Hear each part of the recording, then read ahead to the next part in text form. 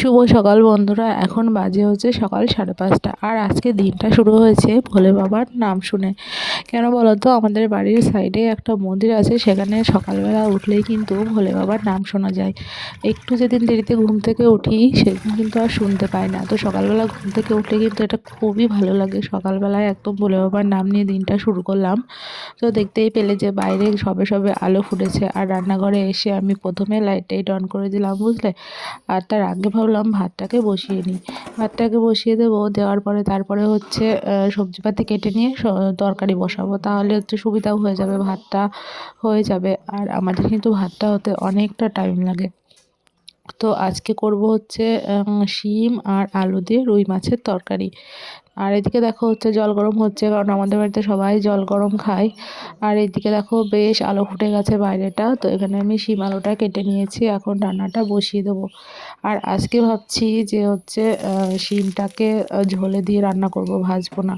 এভাবে খেতে কিন্তু বেশ ভালো লাগে। তো সেই জন্য একটুখানি তেল দিলাম আর দিয়ে দিয়েছি রাঁধুনি ফোড়ন। আর এখন আলুটাকে দিয়ে সুন্দর করে ভেজে নেব। আর যেহেতু একজনের জন্য রান্না, তো সেই জন্য একটুখানি রান্না, বুঝতেই পারছো। আর পরবর্তীতে তো আমাদের জন্য আবার রান্নাও হয়। আর এদিকে দেখো আলুটা মানে ভাজতে দিয়েছি, আর এদিকে আমার ভাতটা উঠে গেছে। তো এখানে আলুটা ভাজা হয়ে গেল, এখন পরিমাণ মতো ঝোলের জল দিয়ে দেবো, আর একটুখানি লঙ্কা চিড়ে দিয়েছি। আর এই যে আমি দেখো এখন আমার রান্না কি পর্যায়ে, দেখো ঝোলটা ফুটছিল, তো আমি শিমগুলোকে দিয়ে দিলাম। আর ওদিকে কিন্তু আমার ভাতটা প্রায় হয়ে এসছে। আর এর ফাঁকে ফাঁকে কিন্তু আমি আমার যা একটু বাসি কাজ ছিল সেগুলোকে করে নিয়েছি।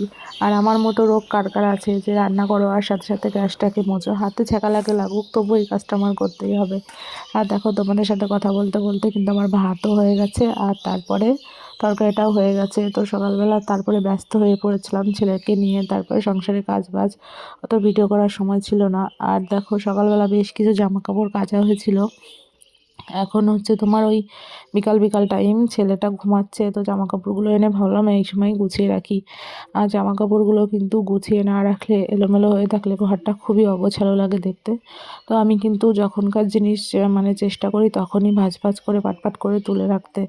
তো যথা মানে যা বলা সেরকম কাজ। ছেলেটা যেহেতু ঘুমিয়েছে, এখন একটু ফ্রি আছি, তাই জন্য ভাবলাম যে জামা কাপড়গুলো ভাঁজ করে নিই। আর দুপুরবেলা কিন্তু আমি ঘুমাই না, দু একদিন ঘুম পেয়ে যায়, সেদিন একটু ঘুমাই। তো যাই হোক, এখন এই কাজগুলো করছিলাম। আর দেখো ছেলের জামা কাপড়, আমার জামা কাপড়, তারপর তোমাদের দাদাভাইয়ের জামা কাপড়গুলো তো আলনাতে রাখবো, সেই জন্য আর ভাঁজ